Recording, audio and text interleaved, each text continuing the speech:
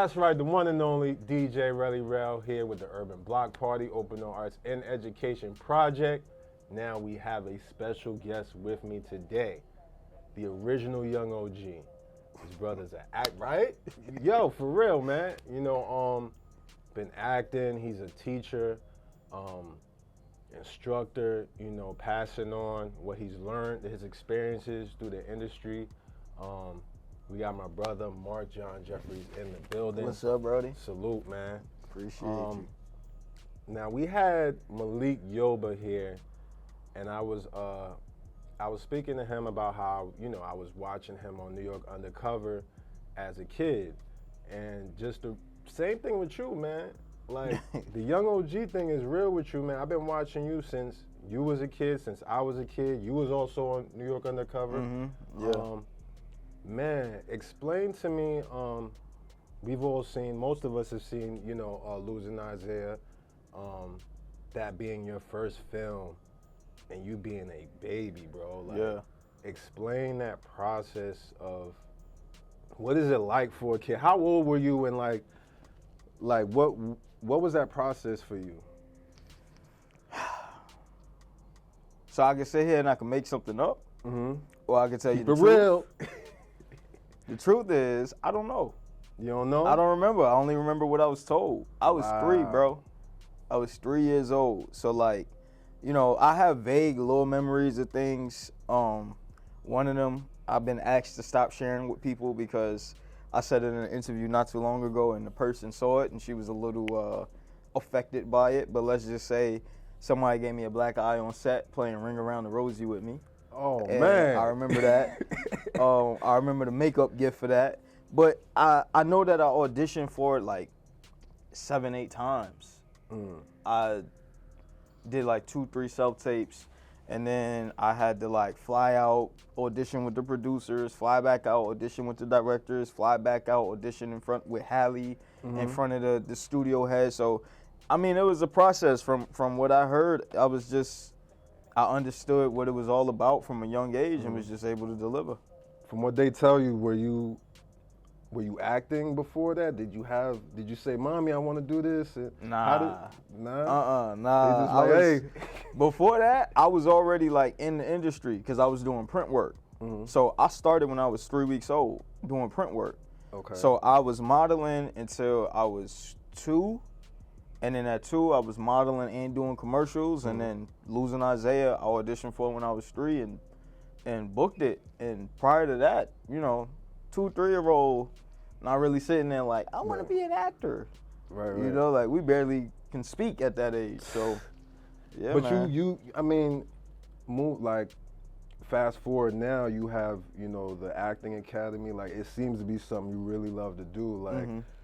Did it take time for you to love it, for you to understand how the business worked? Like, when from the start to when did you kind of realize? It definitely took time. I think first it took time for me to understand that what I did for a living. You know, I never got it. When I would go to set and stuff, I didn't understand that like that was different. I had a job, I was an actor, I didn't get any of that.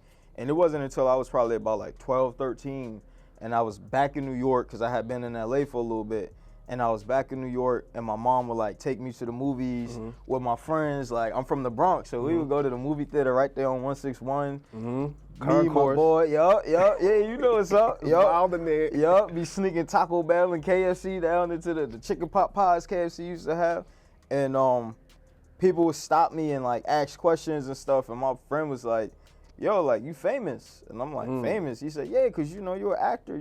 And that's when I started to, like, understand, like, oh, snap, I guess I do have a job. Right. And then as I got older, surprisingly, like, I kind of wanted to explore other things just because it was, like, we're blessed with many talents. And sometimes when you discover one at a young age, you stick with that. Right. But then you never know what else, you know, you're good at. Like, imagine if LeBron never picked up a basketball because he was good at football. Right. Would he be the same LeBron James? You know, so it's just like, I just wanted to explore what else I had to offer. And through that exploration, I discovered that I actually love acting. And Yeah, and then that's a blessing, man. Yeah. And you know, you said you was in LA, and you came back to New York. So you from the Bronx. From the Bronx. You got a neighbor. You want to shout out your neighborhood? 164 from Woody Crest, High Bridge. You know, Nelson, Ogden, Shakespeare. That's right. So I mean, you know, the South Bronx. You come in here. Did you go to school? Did you? I went to school until the 2nd grade, and then after the 2nd grade, I had like a private tutor that traveled with me. Did you ever have any? Because we are the Urban Block Party. You've been with us in a few of the schools, a few of the high schools, middle schools, just talking to the kids. Did you have any experiences, you know, with bullying or being bullied or, you know? I did. The famous kid in school, but not at school. Right. Okay. Because in my school, like when I was in school, 2nd grade, other kids don't know, oh, you're an actor. You know, we 7 years old, so it was just like they knew what their parents told them, but they didn't know I was an actor. And then like there were other kids in the school that were actors, so yeah, that kind of never happened. But then out in LA, my dad used to play ball at this rec center in Encino, and I was like 10 or 11, and it was these 2 kids that I used to hoop with, and one day they like snatched the ball from me. One of them like punched me in the arm, and then I don't remember if the dude slapped my butt or tried to like punch me in my leg, but he hit my butt, and I went over to my pops, and I'm like, yo, they hitting on me, they took my ball. He was like, no, ain't no son of mine going. When I say my father lit me up worse than they did, and he was like, yo, you gonna be a man, like you gotta understand how to stand up for yourself. You can't go running and crying because somebody took your basketball. And my pops had me doing knuckle push-ups in a laundromat at 2 in the morning after I got beat up by them kids. And then literally we did not go back to the spot. He just had me doing like the like karate punches, the tiger stance, and all this other stuff. I felt like I was in a Rocky movie, dog. Like Wu-Tang, right? Mario, I'm 8, 9 years old, like on my knuckles in the laundromat doing push-ups, and he's like 20 more, 30 more. Yeah, and then the next time we went back, the dudes tried the same thing, and it didn't go the way they intended. It's interesting you say, you know, your father, right? Because, you know, if he hadn't been there, you know, in our society, in our culture, you know, a lot of us grow up without our fathers, without, you know, that male leadership, role model. Talk to me, even just being in the business, like how you being a man growing up, how your father being there and kind of helping you through situations like that, but then also in the business of, you know, what you do. Man, my pop's impact is profound, dog. You know, I can't even just begin to explain because it was something that I guess I took for granted when I was like younger. Or it's not even that I took it for granted only because I thought having your pops was normal. You know, like that's what I was raised around. So it was like once I got to a certain age and my friends that were like 15 started like hanging out with my dad without me. Yo, it's my dad, bro. Like, I came home. I remember one day I came home and I forgot where I was. I went somewhere with my mom, and like 3 of my boys was at the crib playing 2K with my pops. And I'm like, what y'all doing here? And they like, oh yeah, we pulled up on Mr. Marc. I'm like, yo, y'all gotta get your own father. Like, what y'all doing? Like, and he definitely played a huge part, bro. Just like, one, teaching you, you know, how to be a man.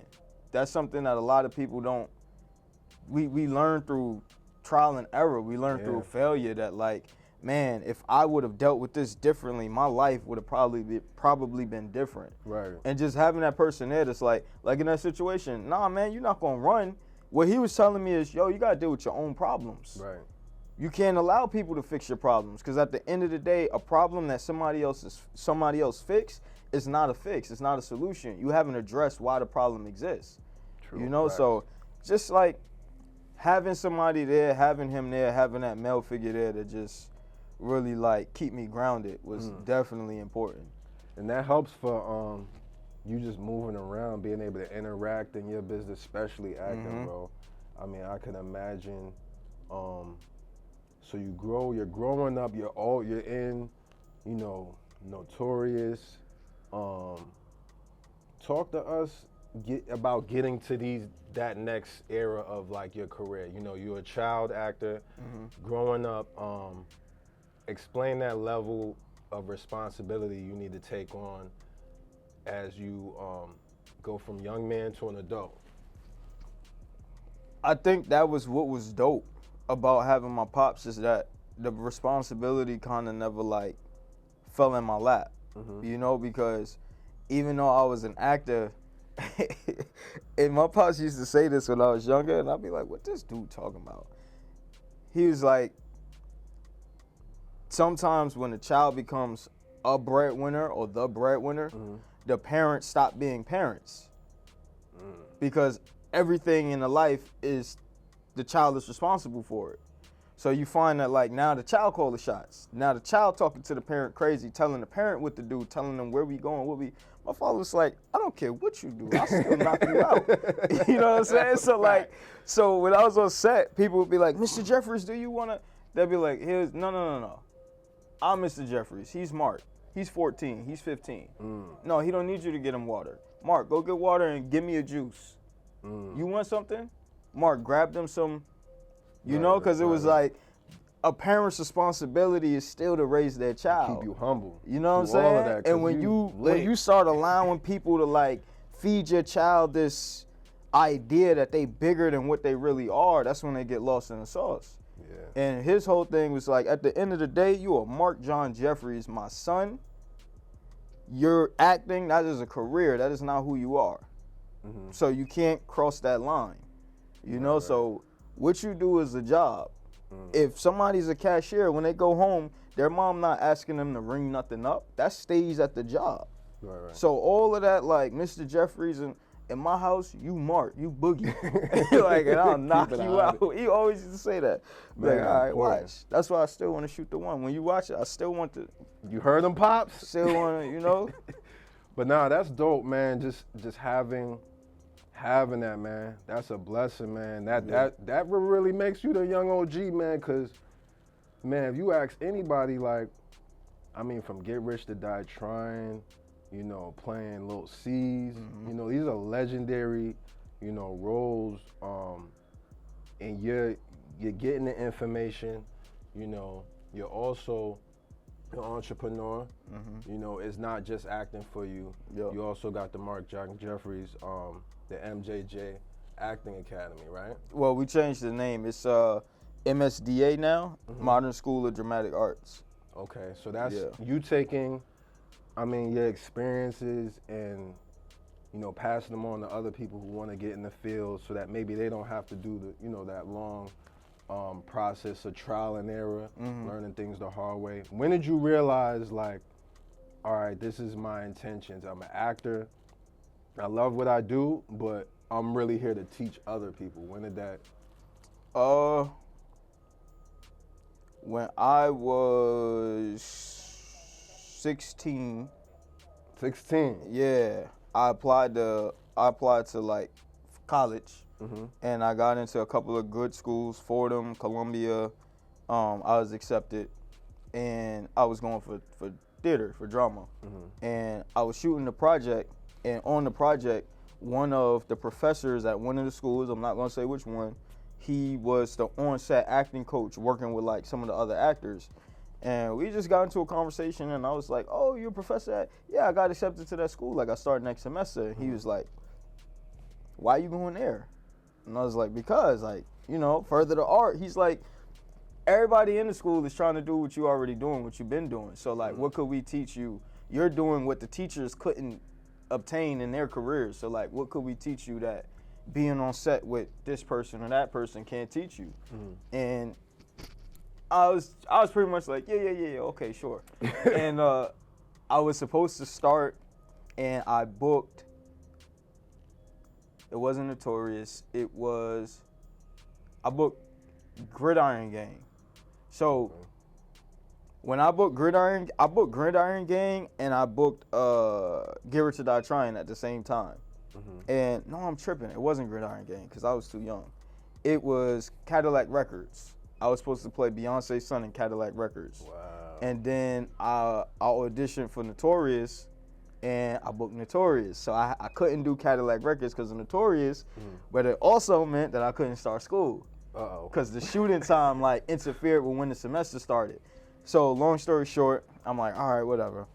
Reapplied next semester, got accepted again, and then I booked, I think it was Big Mama's house.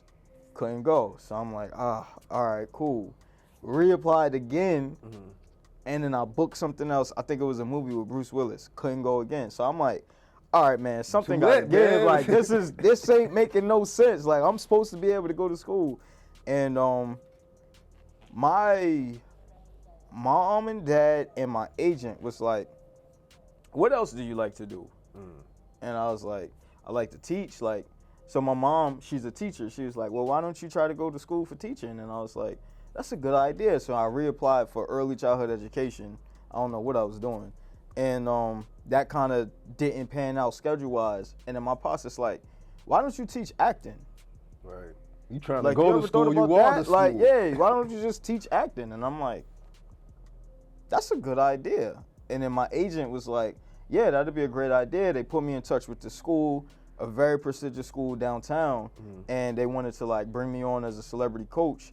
And I looked at the prices and I was like, dang, this joint expensive as hell. Like, man, if the hood can't my afford people this, can't afford this, you know what I'm saying? Yeah. And I'm just like, wow. It'd be a shame to have the talent to be the next big thing, but you're never able to discover that because you can't afford the prices they charge you. Right. So I was like, you know what? I think I'm gonna just start my own school. Bro, my first class was in a pizza shop next to my agent's office. Our first class, I took everybody upstairs. We ate pizza, we were talking, and then I took them upstairs into my old agency, and I was just like, so look, these are my agents, this is how it works, this is what goes on. When they get the call, they send you the email, and this is the script, and this is what you need to like make sure you're able to do a good job with, this is how you get hired. And then like the school just grew from there, and I started to get a little bit more business savvy and understand that like teaching classes in a pizza shop was wild. So that lasted like 2 weeks, and then started renting the space. Yeah, man, and the rest was just, that's kind of like how it formed, you know. And now, I've had a school for like 9 years now, something like that. 9 years. Yeah. And run down some of like the names and the jobs that some of the people who graduated from your acting academy have been able to, you know, go on gigs that they've been, you know. Drop that for the people so they can understand how serious, you know, the school is. Okay, cool. So Brittany Marable, she played the Candy Girl in The Purge. Okay. Election year, I think that was the name of it. She was the crazy chick with the pom-poms. Yo, that Purge is crazy. Wow. Another one of my students, she was a recurring on Orange is the New Black. Okay. Janelle Young, he plays Giza on the Wu-Tang series on Hulu.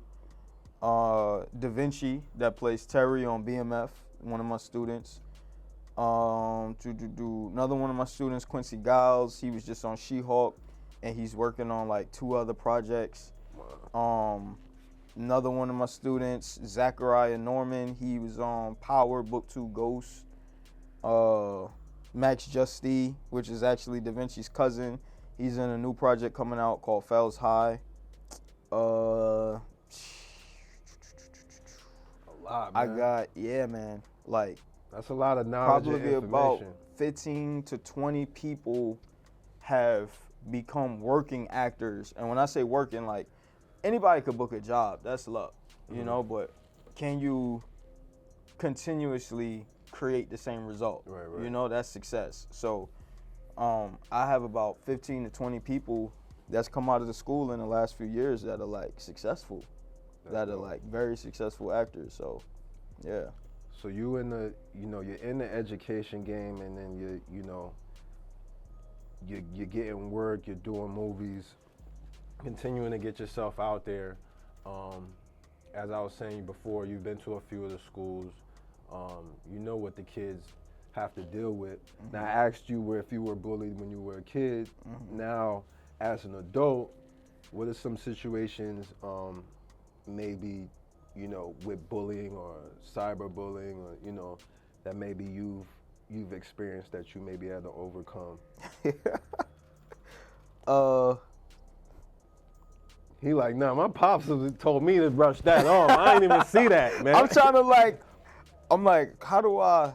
Cause you're in movies, you play certain characters, you know, in a television show. People may confuse you with the actual character and be talking crazy to you in your comments, and it's like, Nah, that's habit. I'm not him. That happens a lot. I think the funniest thing, all right, my only moments where I feel like it's intentional, I guess, bullying, if that's I don't know the adult word for bullying. It's sometimes when I go back to the hood, and then dudes like see me and they're like, yo, that's son from, I don't care who that is, he in my hood, blah, blah, blah, what you doing over here? And I just look at him, I'll be like, oh, yo, I'm chilling, I'm over here doing whatever. He like, I was in, what was that, Wagner? I went over to near Wagner Projects because I was looking at a property across the street. Now, I didn't know it was near Wagner Project. If I would have known, that was an automatic no. But I'm across the street from Wagner Project, so I walk in the store, and that's what the dude said to me. And he's like, what you doing over here? And I'm like, yeah, I just crossed the street looking at some. So he trying to get some reaction out of me. I'm like, bro, I'm from the hood. I know how this goes. The moment I say anything crazy, spicy, you and your man's gonna try to run down on me. Like, I'm not doing that. I'm beyond that. You know what I'm saying? And you just gotta get to a point where you realize when people do stuff like that, it's something broken inside of them. Right. You know, because that's not, that's it's no space for that in the world, bro. You know what I'm saying? So that just means you got some kind of issue. The cyberbullying, I just tell them bro, you on Instagram. You literally on Instagram. I don't even know who I'm talking to. You can say what you want. I remember one time I handled it the wrong way and I dropped my address to some dude that was talking crazy, and nothing happened. That's the situation that's not a good situation. It's not a good situation. Right. But sometimes, you know, when you're young and you got all that testosterone pent up, you know, sometimes you don't deal with things the best way. And I've been in some crazy situations.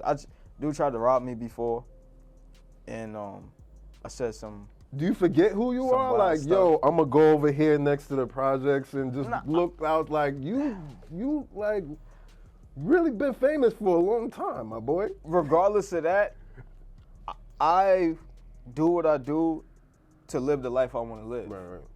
And I'm not gonna allow what I've accomplished to change the way I live my life. You know? So it's the project, that's my people. Right. Y'all my people. I know how to deal with y'all. I know what to do and what not to do. I know that if I'm going to Wagner Projects, I'm not pulling up in no whip, dressed crazy with no jewelry on. I'm coming with sweatpants, the same sneakers that the dude standing on the corner got on. I got them on, but they a beat up version of them. You know, that's how you, and I feel like a lot of people don't understand that. If people are starving, you can't walk past them with a big buffet of food and be like, oh, y'all hungry? Yeah, I was hungry before, but look, I work hard and now I'm fat. You can't do that. Right. Because not everybody understands or sees that in the same light, and not everybody feels like they have a chance to really obtain that with their own hard work. They oh, all right, so you got food to share. So I mean, if I take your plate, you can still go eat. So run that. That's important. That's actually really important you say that, because a lot of kids who see these, you know, rappers, artists, just people who get success online, and them driving past the hood and the whip talking about this is motivation. Well, it could be motivation from afar, but then it could be you know, just dangling that steak in front of, you know, people who ain't eating a while, man. And, you know, it has to be some type of being able to be relatable to your people, and being able to say, I'm gonna put the chain, I'm gonna leave the chain at the crib, I'm gonna leave the, you know, the designer wear at the crib, I'm gonna come out and, you know, talk to my people. Yeah. But definitely honorable, man. Continue, you know, doing what you're doing. We love what you do.